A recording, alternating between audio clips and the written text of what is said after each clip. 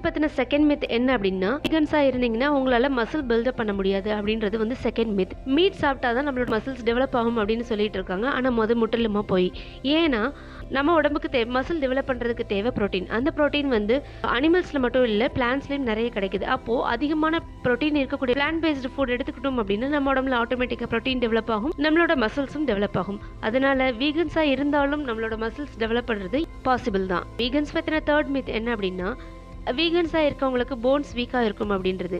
நம்மளை பொறுத்த வரைக்கும் டைரி ப்ராடக்ட்ஸ் எடுத்துக்கிட்டால் தான் நம்மளோட போன்ஸ் ஸ்ட்ராங்காக இருக்கும் அப்படின்னு நினச்சிக்கிட்டு இருக்கோம். ஆனால் டைரி ப்ராடக்ட்ஸ்க்கும் போன்ஸுக்கும் எந்த சம்மந்தமும் இல்லை. ஸ்ட்ராங்காக இருக்கிறதுக்கு தேவையான பொருள் கால்சியம். இந்த கால்சியம் போன்ஸ்க்கு மட்டும் இல்லை, நம்பர் ஆஃப் பாடி ஃபங்க்ஷன்ஸ்க்குமே ஹெல்ப்ஃபுல்லாக இருக்குது. உதாரணமாக சொல்லணும்னா நம்மளோட பிளட் ப்ரெஷரை மெயின்டைன் பண்ணும். அது மட்டும் இல்லாமல் நம்மளோட மசில்ஸ் சுருங்கி விரியறதுக்கு, உடம்புல உள்ள நர்வ்ஸ் மூலமாக சிக்னல்ஸ் பாஸ் பண்ணுறதுக்கு, இந்த மாதிரி நிறைய விஷயங்களுக்கு கால்சியம் தேவைப்படுது. அது மட்டும் இல்லாமல் கால்சியம் வந்து பிளட் கிளாட்டிங்லேருந்து நம்மளை